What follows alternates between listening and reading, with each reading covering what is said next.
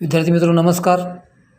आज आपण पाचवं प्रकरण जे आहे संभाव्यता यासंबंधी माहिती घ्यायची आहे. त्याच्यामध्ये सुरुवातीला आपण बघा संभाव्यतेची थोडीफार ओळख करून घ्यायची आहे. त्यानंतर नमुना अवकाश व घटना, यादृच्छिक प्रयोग व निष्पत्ती, घटनेची संभाव्यता काढण्यावरची काही उदाहरणं आपण आज या प्रकरणामध्ये बघणार आहोत.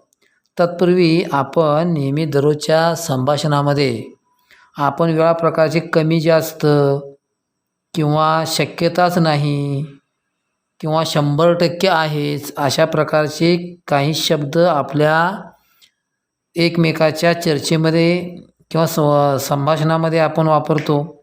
तसेच बघा काही संभवतः, बहुतेक, अशक्य, निश्चित, जवळपास, 50-50% अशा प्रकारच्या काही शब्दांसुद्धा आपण वापर करतात. हे सर्व शब्द जे आहेत हे संभाव्यता शक्यतेशी कसे आहे ते निगडीत आहेत.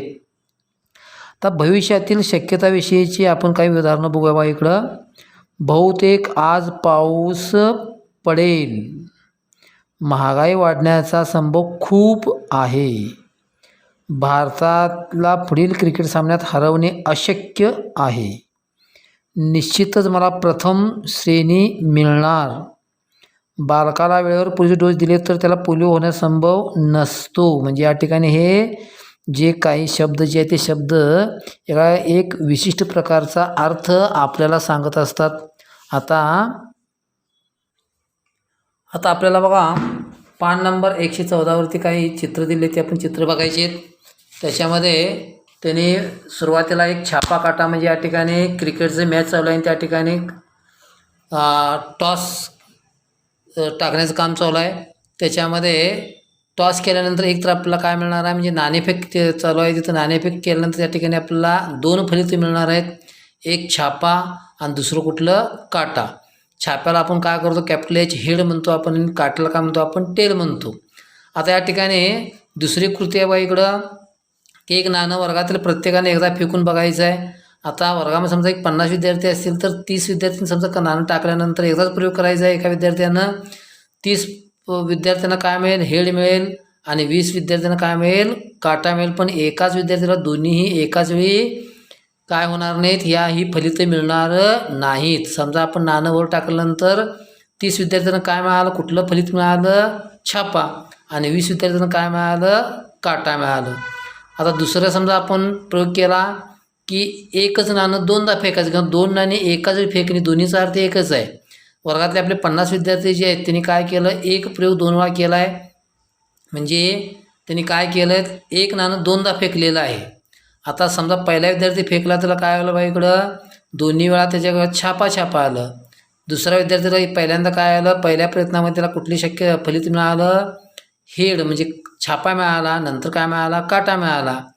पुढच्या विद्यार्थ्याला पहिल्यांदा काटा मिळाला, नंतर छापा मिळाला, आणि पुढच्या विद्यार्थ्याला दोन्ही वेळा काय मिळाला, काटा मिळाला. अशा रीतीनं 50 विद्यार्थ्यांचं आपण काय करू शकतो, आपण वर्गीकरण करू शकतो. एका वेळी 2 नाणी फेकणे आणि 2 नाणी एकाच वेळी फेकणे या दोन्हींची असणारी फलितं, म्हणजे या दोन्ही प्रयोगाचा अर्थ कसा आहे, एकच आहे. असं कधी होणार नाही की बघा इकडं की नुसता प्रत्येक, आता आपण 4 शक्यता बघितल्या त्या ठिकाणी. पहिल्यांदा काय आलं बा इकडं, हेड आलं, नंतर काय आलं, हेड टेल आलं, नंतर टेल हेड आलं, नंतर काय आलं, टेल आलं. प्रत्येकाची संभाव्यता कशी या ठिकाणी समान, म्हणजे या ठिकाणी प्रत्येकाचे म्हणजे फलितं सत्य असण्याची शक्यता कशी आहे इथं समान आहे. आता पुढचा एक प्रयोग आपण बघायचा पाहिजे. म्हणजे पुढच्या प्रयोगामध्ये सांगितलं तिथं की या ठिकाणी आपण तो सापशिडी खेळताना वगैरे जे म्हणजे फासा वापरतो, त्या फाशीच्या अगोदर माहिती आहे का, फासा कसा बघा घनाकृती असतो, त्याला 6 पृष्ठ असतात. प्रत्येक पहिल्या पृष्ठावरती 1, तर त्याच्या बरोबर खालच्या विरुद्ध पृष्ठभागावरती किती असणार बा इकडं, 6 ठिपके असणार आहेत. समजा पहिल्या पृष्ठभागावरती 2 असेल तर त्या तळाच्या पृष्ठभागावरती 5 असतात, म्हणजे दोघांची मिळून बेरीज किती होती, 7 ठिपके असतात. किती, 1 ते 6 ठिपके असतात. आता समजा हा ठिपका समजा मी जर फासा समजा वर टाकला तर काय होईल बा इकडं की त्या ठिकाणी एक तर 1 अंक वरच्या पृष्ठभागावर असेल, किंवा 2 अंक वरच्या पृष्ठभागावर असेल, किंवा 3 अंक असेल, किंवा 4 असेल, किंवा 5 असेल, किंवा 6 असेल. म्हणजे जेव्हा आपण हा फासावरती फेकू तेव्हा म्हणजे शक्यता किती आहे, एकच संभाव्य फलित आहे या ठिकाणी, म्हणजे एकच मिळणार, एकाच वेळी 6 फलितं मिळणार नाहीत. त्यामुळं एका प्रयोगाच्या वेळी एक संभाव्य फलित, असे आपण 6 वेळा प्रयोग केल्यानंतर आपल्याला काय मिळतात, 6 संभाव्य फलितं मिळतात. म्हणजे एका प्रयोगाच्या वेळी आपल्याला एकच संभाव्य फलित मिळणार आहे. एकाच वेळी वरच्या पृष्ठभागावरती 1 टिंब आणि 2 टिंब अशा कधी 2 फलितं मिळणार नाहीत. मग आपण याच्यावरून यादृच्छिक प्रयोग म्हणजे काय समजावून घेऊया बा. इकडं ज्या प्रयोगात सर्व संभाव्य फलिते अगोदर माहीत असतात, म्हणजे मी काटा नाणं टाकणार म्हणजे छापा आणि काटा हे 2 फलितं मिळणार आहेत आपल्या लक्षात येतं आहे. किंवा डाय टाकलं म्हणजे फासा टाकल्यानंतर 1 ते 6 कुठला तरी अंक टाकणार आहे, मिळणार आहे, हे फलित आपल्याला म्हणजे संभाव्य फलित आपला माहीत असतं. पण त्यापैकी कोणत्याही फलिताबद्दल आपण काय करू शकत नाही, निश्चित भाकीत करू शकत नाहीत. म्हणजे ही सर्व फलिते सत्य असण्याची शक्यता कशी असते, समान असते. म्हणून अशा प्रयोगाला आपण काय म्हणतो, यादृच्छिक प्रयोग. असे प्रयोग कोणते बा, इकडं नाणं फेकणं, फासा फेकणं, किंवा 1 ते 50पर्यंतची संख्या लिहिल्यानंतर लिहिलेलं जर कार्ड असेल कार्डातून का कुठलं तरी एका दुसरं कार्ड काय करणे, बाहेर काढणे, किंवा खेळाची पिसलेली पत्ते जे असतात त्यातनं काय करणं, एक पत्ता काय करणं, बाहेर काढणं. अशा प्रकारचे जे प्रयोग जे आहेत हे सर्व कसे आहेत, हे यादृच्छिक प्रयोग आहेत. त्यानंतर आपल्याला निष्पत्ती म्हणजे काय बघायचं आहे. निष्पत्ती याचा अर्थ फलित. आपण एखादा प्रयोग केल्यानंतर आपल्याला जे काय मिळणार आहे, जे काय फलित मिळणार आहे त्याला आपण काय म्हणतो, निष्पत्ती म्हणतो. म्हणजे यादृच्छिक प्रयोगाच्या फलिताला आपण काय म्हणतो, निष्पत्ती म्हणतो. उदाहरण बघा, इकडं 1 नाणं फेकलं की हा यादृच्छिक प्रयोग आहे. तर याचे 2 फलित आहेत, म्हणजे एक तर छापा मिळेल किंवा काय मिळेल, काटा मिळेल. म्हणजे या ठिकाणी 2 निष्पत्ती आहेत. यादृच्छिक प्रयोग केल्यानंतर जी फलितं मिळतात त्याला आपण काय म्हणतो बघा, निष्पत्ती म्हणतो. 1 फासा फेकणे या यादृच्छिक प्रयोगामध्ये त्याच्या पृष्ठभागावरती असणाऱ्या टिंबांच्या संख्येवरून किती निष्पत्ती असेल बघा, 6. म्हणजे पहिल्यांदा 1 पडेल किंवा 2 पडेल किंवा 3 टिंबा असतील किंवा 4 टिंबावरती असतील किंवा 5 असतील किंवा किती असेल, 6 असेल. म्हणजे 6 निष्पत्ती किंवा 6 फलितं या ठिकाणी शक्य आहेत. 1 ते 50पर्यंतची संख्या काढून समजा 1 कार्ड जर काढलं तर किती शक्यता येतील बघा, इकडं 50 फलितं म्हणजे 50 निष्पत्ती असणार आहेत. समजा आपण पत्ते जे खेळतो त्या योग्य रीतीने पिसलेले पत्ते जे आहेत त्या पत्त्यातून समजा जर आपण काय केलं, एखादं कार्ड जर बाहेर काढायचं म्हटलं तर आपल्याकडं असणाऱ्या फलितं किती आहेत, 52. म्हणजे निष्पत्ती किती आहे तिथं, 52. म्हणजे या पत्त्यांच्यामध्ये एकूण पत्ते 52 असतात. त्यामध्ये 26 लाल पत्ते, लाल पत्त्यामध्ये बघा 13 बदाम पत्ते, 13 चौकटचे पत्ते म्हणजे ह्या लाल रंगाचे असतात, आणि 26 जी काळी पत्ते असतात त्याच्यामध्ये 13 किलोवरचे पत्ते असतात आणि 13 इस्पिकचे पत्ते असतात. आता तेवढं थोडीफार तुम्हाला माहिती देतो बा. इकडं पत्त्याच्या कॅटमध्ये चौकट, बदाम, किलोवर आणि इस्पिक असे 4 संच असतात.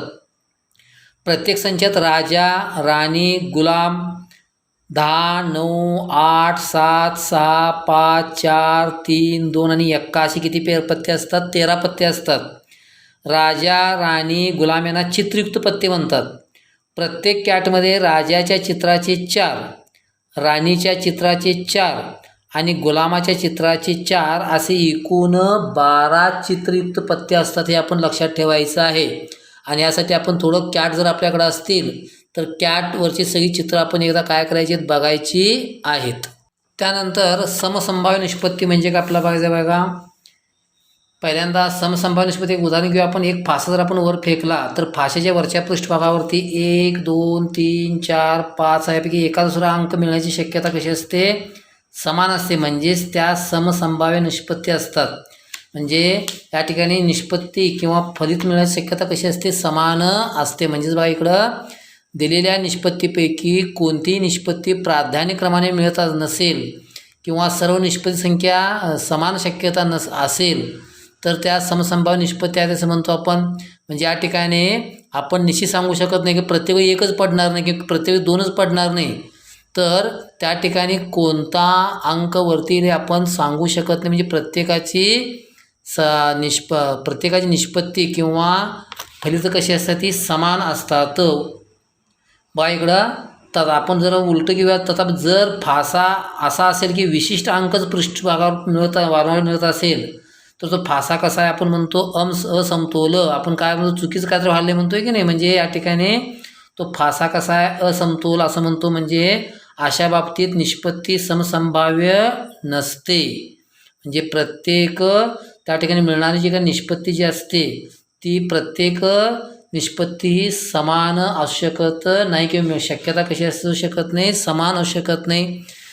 कारण काय एकच अंक वारंवार जर तिथं येत असेल तर आपण त्या ठिकाणी तो असमतोल म्हणजे त्या ठिकाणी तो फासा जो असेल तो फासा का म्हणतो आपण असमतोल आहे असं म्हणतो. आणि अशा बाबतीत निष्पत्ती जी असते ती समसंभाव्य असू शकत नाही. आता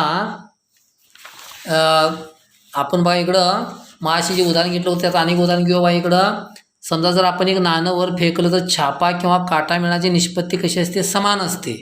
म्हणजे समसंभाव्य असते. दोन्हीच्या शक्यता कशा आहेत समान आहेत म्हणजे समसंभाव्य. तसं समजा 1 ते 6 संख्या विशिष्ट पृष्ठभागावर असणारा फासा जर फेकला म्हणजे समतोल म्हणतो आपण, तर त्यातील कोणताही अंक एक अंक वरच्या पृष्ठभागावर येण्याची शक्यता आपण जर तपासली तर या ठिकाणी सगळ्या निष्पत्ती कशा आहेत समसंभाव्य आहेत. हे लक्षात ठेवायचं. आता आपण सराव संच 5.1 बघायचं आहे. खालील प्रत्येक बाबतीत किती शक्यता आहेत ते आपल्याला शोधायचं आहे. आता आपण शक्यता बघत असताना बघितले ज्या म्हणजे त्यातून मिळणारं फलित आपल्याला अगोदर माहिती असतं पण नेमकं कोणतं संभाव्य फलित माहीत असतं पण कोणतं मिळेल हे आपण निश्चित सांगू शकत नाही. आता वनिताला महाराष्ट्रातील काही बघा इकडं अजिंठा, महाबळेश्वर, लोणार सरोवर, ताडोबा अभयारण्य, आंबोली, रायगड, माथेरान, आनंदवन अशा 8 प्रकारच्या प्रेक्षणीय स्थळांसंबंधी माहिती आहे. त्यापैकी एकाच स्थळाच्या ठिकाणी ती काय करणार मे महिन्यात जाणार आहे. मग आपण निश्चित सांगू शकत ती अजिंठ्याला जाईल किंवा आंबोलीला जाईल. म्हणजे 8 पैकी कुठल्या ते एकाच ठिकाणी म्हणजे अशा शक्यता किती आपल्याकडं 8 शक्यता आहेत. म्हणजे ते अजिंठ्याला जाईल, महाबळेश्वरला जाईल किंवा लोणार सरोवरला जाईल किंवा ताडोबा अभयारण्याला जाईल किंवा आंबोलीला जाईल किंवा रायगडला जाईल किंवा माथेरानला जाईल किंवा आनंदवनला जाईल. अशा रीतीनं या 8 शक्यता आपल्या या ठिकाणी वर्तवता येतात. तसं एका आठवड्यातील वार यादृच्छिक पद्धतीने निवडायचं आहे. एकूण 7 वार सोमवारपासून सोमवार, मंगळवार, बुधवार, गुरुवार, शुक्रवार, शनिवार आणि कुठला रविवार यापैकी कुठलाही एक वार आपण यादृच्छिक पद्धतीने निवडायचं. म्हणजे कोण सोमवार निवडेल, कोण मंगळवार निवडेल. अशा पद्धतीनं 7 वार आपण निवडू शकतो. म्हणजे शक्यता किती आहेत 7 आहेत. आता 52 पत्त्यांचा एक संच असतो. तो समजा आपण काय केलं व्यवस्थित पिसून त्यातलं एक पत्ता कुठलाही यादृच्छिक पद्धतीनं आपण काय केलं काढला तर एकूण असे 52 शक्यता त्या ठिकाणी आहेत. म्हणजे 52 शक्यता यातून निर्माण होतात. त्यामुळे प्रत्येक कार्डावर बघा दुसरा प्रयोग केला. प्रत्येक कार्डावर ते एक संख्याप्रमाणे काय करायचं 10 पर्यंत सुरुवात करायची आहे. 10 ते 20 म्हटलं की तुम्ही सर्व काय म्हणणार 10 अंक नाही त्यात 1 मिळवायचा असतो. म्हणजे या ठिकाणी 10 पासून 20 पर्यंत समजा जर आपण अंक लिहिलेले कार्ड तयार केले किती कार्ड तयार होतात 11 कार्ड तयार होतात. या कार्डातून काय करायचं आपल्याला एक कार्ड काढायचं आहे. अशा प्रकारे आपल्याला 11 प्रकारच्या शक्यता मिळतील. म्हणजे कधी 10 निघेल, कधी 11 निघेल, कधी 12 निघेल, कधी 13 निघेल. आपल्याला निश्चित सांगता येत नाही. म्हणजे एकूण शक्यता किती आहेत या ठिकाणी 11 शक्यता आहेत. त्याखाली विचार कुर्यामध्ये बघा इकडं विचार कुर्यामध्ये त्यांनी काय सांगितले खालील प्रयोगापैकी कोणत्या प्रयोगात अपेक्षित निष्पत्ती मिळण्याची शक्यता जास्त आहे म्हणून सांगितलं आहे. आता एक फासा टाकल्यानंतर एक फासा टाकून 1 मिळवणे. आता एक फासा टाकून इथं 6 प्रकार म्हणजे 6 संभाव्यता आहेत. 6 संभाव्यतापैकी एक संभाव्यता निश्चितपणे सांगणं हे थोडंफार कसं आहे बघा इकडं कठीण आहे. ते समजा या ठिकाणी एक नाणं टाकलं की आपलं छापा मिळेल किंवा काटा मिळेल. म्हणजे या ठिकाणी शक्यता आपण सांगितलेली शक्यता किंवा आपण जे संभाव्यता म्हणजे सांगतो किंवा जे या ठिकाणी फली जी आपण संभाव्य फली जी सांगतो ते बरोबर शक्यता कशी आहे जास्त आहे. म्हणजे या ठिकाणी एकूण निष्पत्ती संख्या जितकी कमी तितके अपेक्षित निष्पत्ती मिळण्याची शक्यता कशी असते जास्त असते. म्हणजे या ठिकाणी 6 पैकी आपण सांगणार आहोत. म्हणजे या ठिकाणी अपेक्षित निष्पत्ती कशी आहे मिळण्याची शक्यता कशी आहे कमी आहे. ते 2 पैकी आपण काय निष्पत्ती मिळणार हे सांगणार. त्या ठिकाणी अपेक्षित निष्पत्ती मिळण्याची शक्यता कशी आहे जास्त आहे. त्यानंतर आपण नमुना अवकाश म्हणजे काय बघायचं आहे.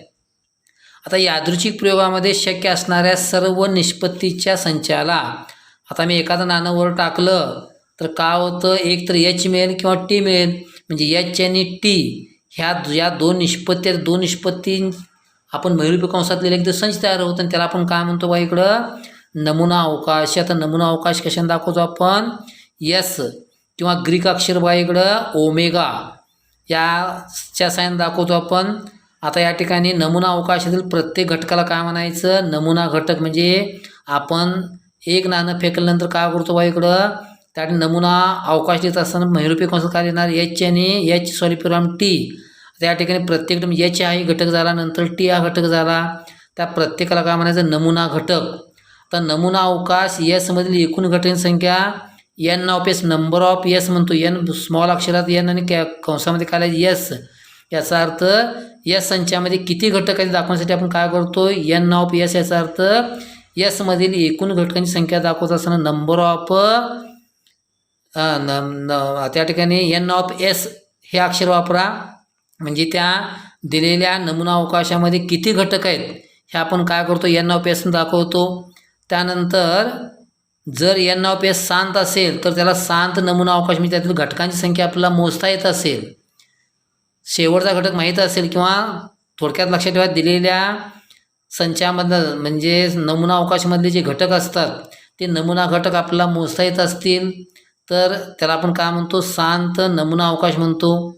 जर त्यातील घटक आपल्याला मोजता येत नसतील तर आपल्याला त्याला शांत नमुना अवकाश म्हणता येणार नाही. म्हणजे त्यातले नमुना अवकाश आपल्याला मोजता येणं आवश्यक आहे. आता आपण नमुना अवकाश म्हणजे काय बघितलं पुन्हा सांगतो बघा. नमुना अवकाश म्हणजे काय यादृच्छिक प्रयोगात शक्य असणाऱ्या सर्व निष्पत्तींच्या संचाला आपण संचाला काय म्हटलं नमुना अवकाश. कशाने दाखवला आपण यसनं दाखवला. एन ऑफ एस म्हणजे काय की त्या संचामध्ये असणाऱ्या नमुना घटकांची संख्या. आता जर एन ऑफ एस म्हणजे या नमुना अवकाशामधील घटकांची संख्या म्हणजे नमुना घटकांची संख्या समजा कशी असेल शांत असेल म्हणजे ती संख्या मोजता येत असेल तर त्याला आपण काय म्हणतो शांत नमुना अवकाश. आता शांत नमुना अवकाशाची काही उदाहरणं जी आहेत ती उदाहरणं आपण आता या ठिकाणी बघायची आहेत बघा. इकडं ही उदाहरणं ही कोष्टक जर तुम्ही व्यवस्थित जर पाठ केला समजावून घेतला तर तुम्हाला यातली उदाहरणं सोडवणं अतिशय सोपं जाणार आहे. याच्यामध्ये यादृच्छिक प्रयोग वेळ दिलेत बघा. इकडं पहिलं प्रयोग दिलं एक नाणं आपण वर फेकलेलं आहे. एक नाणं वर फेकल्यानंतर नमुना अवकाश काय आला बघा इकडं एच आणि टी आलेला आहे. म्हणजे एन ऑफ एस किती आले 2 आले. आता 2 नाणी फेकले तर बघा 2 नाणी फेकण्याने एक नाणं 2 वेळा फेकणं. आता या ठिकाणी 2 नाणी समजा फेकली असेल तर नमुना अवकाश काय आला बघा इकडं H H H T H आणि टी टी. म्हणजे एन ऑफ एस किती आले बघा इकडं 4 आलेला आहे. त्यानंतर 3 नाणी फेकलेली आहेत. आता 3 नाणी फेकल्यानंतर बघा इकडं नमुना अवकाश काय येणार एच एच एच नंतर एच एच टी एच नंतर बघा इकडं T H H T H T H आणि कुठलं टी अशी एकूण किती एन ऑफ एस किती आहे बघा इकडं 8 आहे. म्हणजे नमुना घटकांची संख्या किती आहे इथं 8 आहे. हे करत असताना बघा इकडं पहिल्यांदा आपण हे लिहायचं कसं थोडं लक्षात ठेवा. इकडं आपण पहिल्यांदा एच लिहिले शेवटून एक एच कमी करून त्या ठिकाणी काय टाकायचं टी घालायचं. आता एक फासा आपण उलट टाकला आहे म्हणजे नमुना अवकाश बघा इकडं 1 येईल 2 3 4 5 6 त्या ठिकाणी कशा आहेत बघा निष्पत्ती आहेत. म्हणजे संभाव्य निष्पत्ती 6 असल्या कारणाने त्या ठिकाणी यस बरोबर म्हणजे या ठिकाणी ह्या निष्पत्ती ज्या आहेत ते सर्व आपण शक्य असणाऱ्या सर्व निष्पत्ती संचाला आपण नमुना अवकाश म्हटलं. म्हणजे या ठिकाणी 1 येईल किंवा 2 येईल किंवा 3 येईल किंवा 4 येईल किंवा 5 येईल किंवा 6 येईल. म्हणजे यस बरोबर काय असणार 1 2 3 4 5 6 महिरूपी कंसामध्ये द्यायचं आहे. म्हणजे एन ऑफ एस किती असणार तिथं 6 येणार आहे.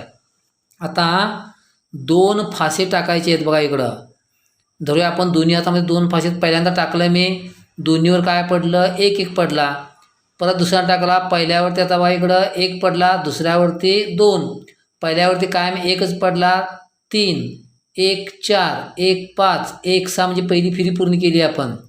तसं 2 1 2 2 2 3 2 4 2 5 2 6 अशा रीतीनं आपल्याला एकूणच्या शक्यता ज्या मिळतात त्या किती मिळतात बा इकडं, म्हणजे नमुना घटक जी मिळतात ती नमुना घटकांची संख्या किती असणार आहे, 36 असणार आहे. म्हणजे एन ऑफ एस किती असणार आहे, 36 आहे. आता पुढचं सांगितले बा 1 ते 25 संख्या लिहिलेल्या कार्डा संख्येमध्ये एक कार्ड काढायचं आहे. समजा पहिल्यांदा काढलं 1 अंक लिहिलं कार्ड आलं, नंतर 2 आलं, 3, 4 असं बा इकडं आपण पुढं 5 काढू शकतो, 6 लिहू शकतो, 7, 8, 9 असं कुठंपर्यंत ते टोटल 25पर्यंत आपल्याला जे 25पर्यंत अंक लिहिलेले कार्ड मिळणार आहेत. म्हणजे या ठिकाणी नमुना घटकांची जी संख्या आहे त्या नमुना घटकांची संख्या किती आहे तर 25, म्हणजे एन ऑफ एस किती असणार तिथं 25 असणार आहे. त्यानंतर योग्य रीतीने पिसलेली 52 पत्त्यांचा कॅट जो आहे त्या कॅटमधून एक पत्ता काढायचा आहे. तर लिहित असताना आपल्याला 4 प्रकारची कार्ड तिथं. पहिलं चौकट, इस्पिक, बदाम, किलवर. तर चौकट एक्का, दुरी, तिरी, चौथी म्हणतो आपण आपल्या त्या भाषेमध्ये. आपण चौकट 1, 2, 3, 4, 5, 6, 7, 8, 9, 10, गुलाम, राणी, राजा म्हणजे झाली 13. तसं इस्पिक बघा एक्का 1, 2, 3, 4, 5, 6, 7, 8, 9, 10, गुलाम, राणी, राजा ते झाले 13. बदाम मध्ये बघा एक्का, दुरी, तिरी, 4, 5, 6, 7, 8, 9, 10, गुलाम, राणी, राजा ही झाली 13. किलवर एक्का 2, 3, 4, 5, 6, 7, 8, 9, 10, गुलाम, राणी, राजा ही झाली 13. मिळून किती झाली बघा इकडं 52 त्या ठिकाणी शक्यता आहेत. म्हणजे 52 नमुना घटक आहेत. म्हणून एन ऑफ एस किती असणार इथं 52. तर एक लक्षात ठेवायचं आहे, एक नाणे दोनदा फेकणे किंवा 2 नाणे एकाच वेळी फेकणे या दोन्ही यादृच्छिक प्रयोगात नमुना अवकाश कसा असतो, सारखाच असतो. हेच 3 नाण्यांची बाबतीत असू शकतं. एक फासा दोनदा फेकणे किंवा 2 फासे एकाच वेळी फेकणे या दोन्हीसाठी नमुना अवकाश कसा असतो, सारखाच असतो. हे लक्षात ठेवायचं आहे. सराव संच 5.2 मध्ये बघा पहिलं उदाहरण जे दिलेलं आहे, आपण नमुना अवकाश यश लिहायचं आणि त्यातलं नमुना घटकांची संख्या, नंबर ऑफ सॅम्पल स्पेस, नमुना घटकांची संख्या आपण लिहायच्या. पहिलं एक फासा व एक नाणं एकाच वेळी फेकलेलं आहे. तर एक फासा बघा इकडं सराव संच 5 पॉईंट किती आहेत 2. तर एक नाणं म्हणजे बघा इकडं पहिल्यांदा आपण नाणं म्हटल्यानंतर त्याचं किती येणार बघा इकडं 1 एच येईल, दुसरं कुठलं येईल टी येईल. आणि दुसरं काय सांगितलं बघा इकडं फासा म्हणजे काय येणार एस बरोबर 1, 2, 3, 4, 5 आणि 6 हे एकाच वेळी फेकलेत. म्हणजे हे याचे नमुना घटक किती आहेत 2, याचे घटक किती आहेत 6, 6 दोन्ही किती 12. म्हणजे आपल्या याच्यामध्ये जर हे एक फासाने एक नाणं एकाच वेळी जर फेकलं तर 6 दोन्ही 12 इतके काय होणार त्याचे नमुना घटक येणार आहे. ते बघूया आपण बाई इकडं. एस बरोबर काय लिहायचं पहिल्यांदा, एक हा फासामधलं फेकलं त्यावेळी काय असणार हेड 1 एच 1 टी, नंतर 2 एच 2 टी, 3 एच 3 टी, नंतर 4 एच 4 टी, 5 एच 5 टी आणि 6 एच 6 टी. अशा रीतीनं एन ऑफ एस म्हणजे नंबर ऑफ सॅम्पल स्पेस जे आहेत त्या नंबरकडे संख्या किती येणार आहे इथं बाहेर किती इथं 12 घटक येणार आहेत. म्हणजे 6 दोन्ही किती होणार तिथं 12. म्हणून बाईकडे पुन्हा एन ऑफ एस बरोबर किती असणार आहे 12. 1, 2, 3, 4, 5, 6, 7, 8, 9, 10, 11 आणि हे 12 घटक. त्यानंतर पुढचं बघा 2, 3 आणि 5 या अंकापासून अंकाची पुनरावृत्ती न करता आपण 2 अंकी संख्या तयार करायची आहेत. काय होणार बघा इकडं नमुना अवकाश सॅम्पल स्पेस बरोबर आपण 2, 3 पर्यंत घेऊया. 2, 23 झालं, नंतर 2ची जोडी 25 झालं, 3ची जोडी 2 बरोबर लावलं आपण किती घेतलं 32. तर पुनरावृत्ती नाही म्हणजे 33 येणार नाही, 22 येणार नाही, 55 येणार नाही. 3, 2 म्हणजे काय घेतलं आपण 32 घेतलं, नंतर 3, 5 35 होईल. नंतर 5ची जोडी 2 बरोबर लावली किती होईल इथं 52 होईल. आणि 5ची जोडी 3 बरोबर लावली किती होणार हे 53 होईल. म्हणजे 1, 2, 3, 4, 5, 6 नंबर ऑफ सॅम्पल स्पेस किती असणार म्हणजे नमुना घटक संख्या किती आली इथं 6 आली. त्यानंतर पुढं बघा इकडं आपल्याला त्या ठिकाणी तुम्हाला पान नंबर 118 वरती एक कोष्टक दिलेलं आहे. त्या ठिकाणी म्हणजे एक तबकडी दिलेली आहे, तबकडीवरती 6 रंग दिलेले आहेत. तर काय विचारलं आहे बा इकडं, ही बाण फिरवल्यानंतर कोणत्या रंगावर स्थिर होईल ते विचारलेलं आहे. त्याच्यामध्ये काय होणार बघा, नमुना बघा याच बरोबर बघा, ते एक तर काय होईल इथं लालवरती स्थिर होईल, किंवा काय होईल बा इकडं केशरीवरती स्थिर होईल, किंवा ती पिवळ्यावरती स्थिर होईल, किंवा ती बघा इकडं निळ्यावरती स्थिर होईल, किंवा हिरव्यावरती स्थिर होईल. आपलं निश्चित सांगता येत नाही, हिरव्यावरती स्थिर होईल. त्यानंतर किंवा ती काय होईल जांभळ्या रंगावरती काय होईल स्थिर होईल.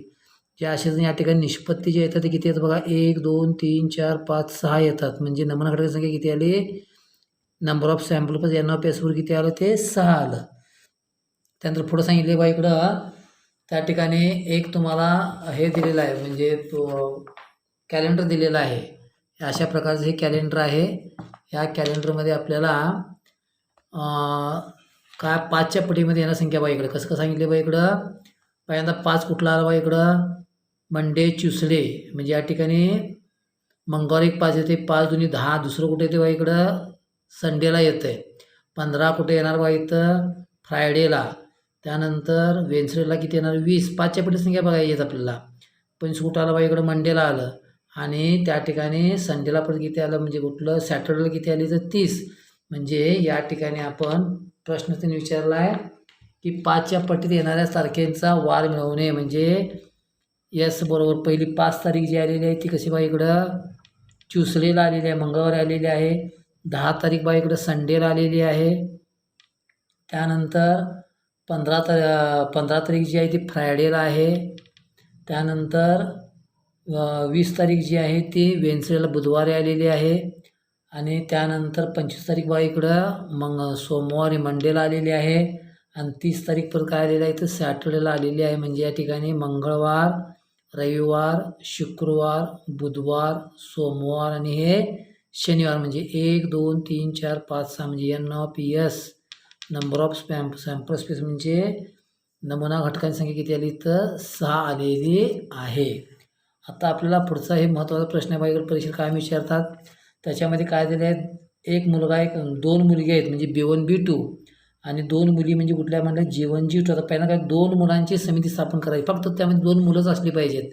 म्हणजे आपण बघा इकडं पहिल्यांदा 2 मुलांची समिती म्हणजे या ठिकाणी 2 मुलं बघा कुठले कोणते आपले G1 आणि G2. म्हणजे पहिल्यांदा बघा इकडं 2 मुलांची समिती.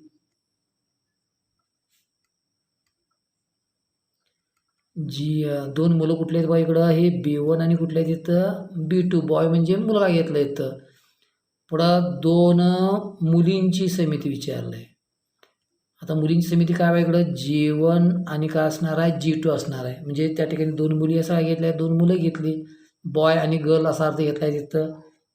त्यानंतर 1 मुलगा व 1 मुलगी. आता तिसरा असा आहे 1 मुलगा आणि 1 मुलगी. 1 मुलगा 1 मुलगी म्हटलं की पहिल्यांदा बघा इकडं 1 मुलगा 1 मुलगी घेतलं. नंतर दुसऱ्यांदा बघा इकडं काय घेतलं आहे, पहिल्या मुलावर पहिल्या मुलीची जोडी लावली. नंतर बघा इकडं पहिला मुलगा दुसरी मुलगी. म्हणजे 2 गटातला 1 मुलगी घ्यायची. पहिल्या गटातला 1 मुलगा, दुसऱ्या गटातली 1 मुलगी. पहिल्या गटातला पहिला मुलगा, दुसऱ्या गटातली दुसरी मुलगी. तसं बघा इकडं काय घेतलं आहे B2 G1 झाल्यानंतर म्हणजे B1 G1, त्यानंतर B1 G1 B1 G2 घेतलं. आता पुढं आपलं असं करायला पाहिजे बा या ठिकाणी आपण थोडा विचार करा. या ठिकाणी करत असताना B1 G1 झालं, B2 G1 झालं, किंवा आता आपण B2 घेऊया आपण. बघा इकडं दुसरा मुलगा पहिले मुलगी म्हणजे B2 G1. त्यानंतर पुढं काय होईल बा इकडं B1 G1 B1 G2 झालं. आता B2ची G1 राहते, B2 आणि काय राहिलं G2 राहिलं. म्हणजे पहिल्या गटातला दुसरा मुलगा आणि दुसऱ्या म्हणजे मुलींच्या गटातली दुसरी मुलगी. म्हणजे अशा रीतीनं आपण काय करतो बा इकडं B1 G1 B1 G2 B2 G1 B2 G2. अशा प्रकारे काय आलं, 1 मुलगा 1 मुलगा समितीला टोटल. मग आता नमुना अवकाश टोटल काय येणार बा इकडं, नमुना अवकाश लिहित असताना यस बरोबर पहिलं 2 मुलं असणं, दोन्ही मुलं पाहिजेत B1 B2, दोन्ही मुली पाहिजे G1 G2. त्यानंतर 1 मुलगा 1 मुलगी जर म्हटलं तर